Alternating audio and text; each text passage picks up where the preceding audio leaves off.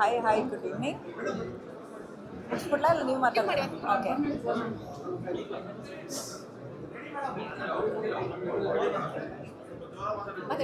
ಕೇಳಿಸ್ತಿದ್ಯಾ? ಹೈಗ್ರೀವಾ ಹೆಸರೇ ತುಂಬ ಡಿಫ್ರೆಂಟ್ ಆಗಿದೆ.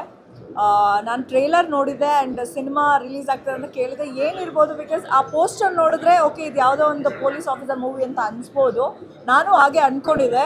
ಇವತ್ತು ಸ್ಪೆಷಲ್ ಶೋಗೆ ಕರೆದಾಗ ನಾನು ಸಿನಿಮಾ ನೋಡಿದಾಗ ಅನಿಸ್ತು ಇಟ್ಸ್ ಎ ಡಿಫ್ರೆಂಟ್ ಸಸ್ಪೆನ್ಸು.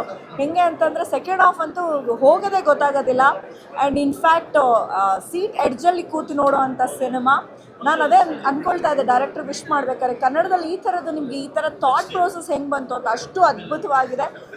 ಒಂದು ಇಮ್ಯಾಜಿನೇಷನ್ಗೂ ಮೀರಿದಂಗೆ ಸೆಕೆಂಡ್ ಹಾಫ್ನ ತೊಗೊಂಡೋಗಿದ್ದಾರೆ.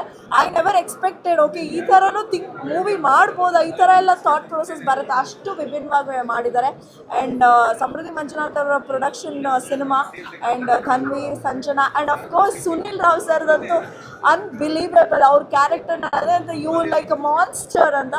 Definitely must watching. ಎಲ್ಲರಿಗೂ ಎಷ್ಟೊಂದು ಜನಕ್ಕೆ ಓಕೆ ಫ್ಯಾಮಿಲಿ ಮತ್ತು ಕಾಮಿಡಿ ಸಿನಿಮಾ ನೋಡ್ತೀವಿ, ಒಂದು ಸಸ್ಪೆನ್ಸು, ಒಂದು ಥ್ರಿಲ್ಲರ್ ಸಿನಿಮಾ ನೋಡಬೇಕಂತ it's a right choice. Haigreeva ಈಗ ರಿಲೀಸ್ ಆಗಿದೆ, ಎಲ್ಲರೂ ಬಂದು ನೋಡಿ ಈ ಥರ ಸಿನಿಮಾನ ಎನ್ಕರೇಜ್ ಮಾಡಬೇಕು. ಅಂದರೆ ಕ್ರಿಯೇಟಿವ್ ಇರೋ ಅಂಥ ಡೈರೆಕ್ಟರು ಮತ್ತು ಒಳ್ಳೊಳ್ಳೆ ಸಿನಿಮಾಗಳು ಎನ್ಕರೇಜ್ ಮಾಡಬೇಕು. Thank you so much for giving this movie because I really like it.